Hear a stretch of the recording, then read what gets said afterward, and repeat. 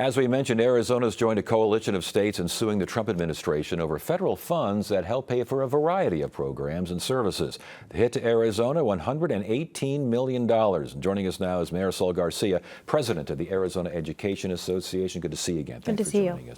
Before we get to all this, the news of the day now is the Supreme Court saying you want to go ahead and dismantle the Department of Education. Go right ahead. What do you make of it? I mean, it's shocking because the department was initiated by Congress, and I'm a civics teacher, so I understand the three branches of government, and the fact that Congress opened up this department, has funded this department, and schools are very dependent on funding going through the Department of Education. Getting rid of staffers is going to slow down those funds getting to schools, and so we will have a very turbulent next few weeks. And again, this isn't even on the merits of the case. This is just a temporary order blocking the block, if you will, and saying if you want to go ahead and dismantle, go ahead. Does that add another layer of concern for you? Yeah, I mean, I think the thing for us in education is we are in such instability and expected to bring nothing but stability to our students. And so almost weekly, whether it's here at the legislature, at school board levels, but now the federal government, we are really unsure of what we will have to be able to present to our students. Let's talk about why we asked you here in the first place, and that's the federal government basically saying we're not ready yet to release $118 million in Arizona, but billions around the country. What's the reasoning here? Why are they holding on to this money? We have no reason. We were told it was temporary. However, schools in Arizona start very early. We have students showing up in 2 days in some school districts. So all of this money is intended for personnel and programs. And so districts are left very much unsure what they're going to be able to do. I've got, more than 10% of K-12 funding from the Department of Education? Is that what we're talking about here? Yes. What about some of the programs and services? A lot of after-school and summer programs. A lot of after-school, before-school programs, things that are set up to ensure students are hitting literacy goals, as well as making schools whole so that they can offer arts programs after school, STEM programs after school. Were the teacher training also involved? Was there any reason given for everything from teacher training to these after-school and preschool programs? What is the reason given? We have no understanding of why. We legitimately believe this is illegal, and we are very grateful that Attorney General Mays has entered into this lawsuit. Yeah, with a couple dozen others. Okay, programs for meals for lower income kids, that's involved as well. Yes.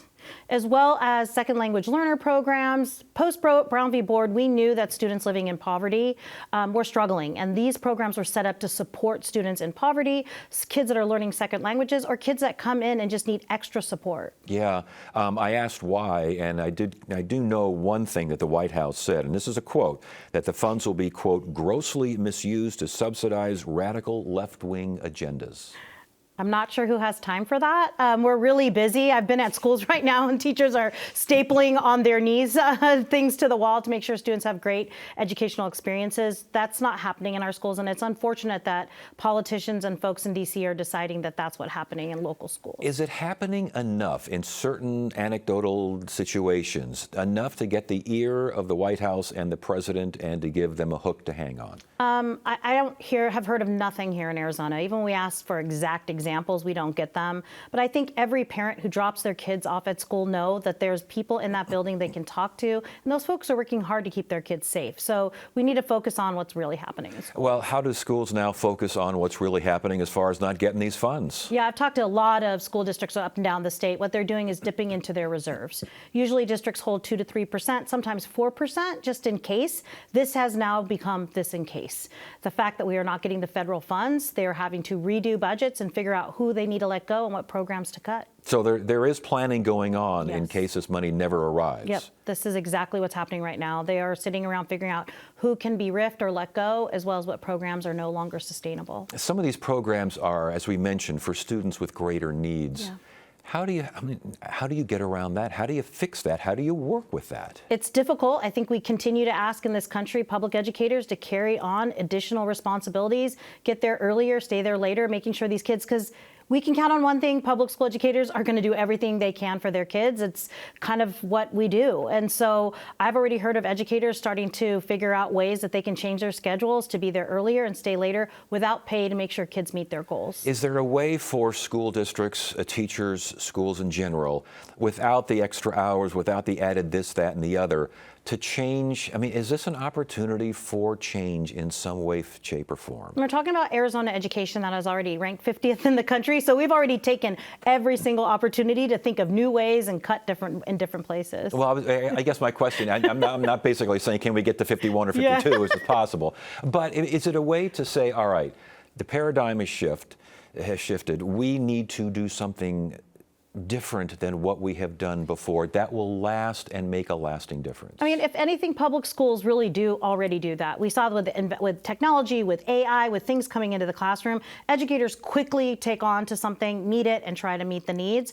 I think what we're dealing with here is that with very little time and ability to make these appropriate changes, the people that suffer the most are the kids. With the Department of Education now, the go-ahead now to decimate that, apparently, how does that factor into all this? We're going to see less and less quickness coming from the federal government. We'll see less children covered with their civil rights being broken. But more importantly, I don't know how quickly funds will get to us, ones that already were promised. Okay, so I'm an educator or I'm a school district official, something along these lines. What are you telling me? I'm telling them to show up at school board meetings and find out what's going to happen with this budget. If I'm a parent, I'm going to want to know what's happening with what programs are being cut, really getting involved in there and knowing that there are people out here fighting. Our senators have worked really hard and are working with us to figure out how to get this fixed. But we are coming to the end where there is very little fat to be trimmed from public schools. Go into any school and you'll see that there's very little that needs to be cut. Last question here. We appreciate you Yeah. being here. But last question, is there any indication that the White House will release these funds? None whatsoever at this point. So you've heard nothing positive on that end? I've heard nothing positive. In fact, we saw Secretary of Education be excited of what the Supreme Court did today for her ability to completely dismantle the Department. I was going to say, basically excited for the fact that the Yeah. court said you can decimate what you're supposed to be in charge of. Correct.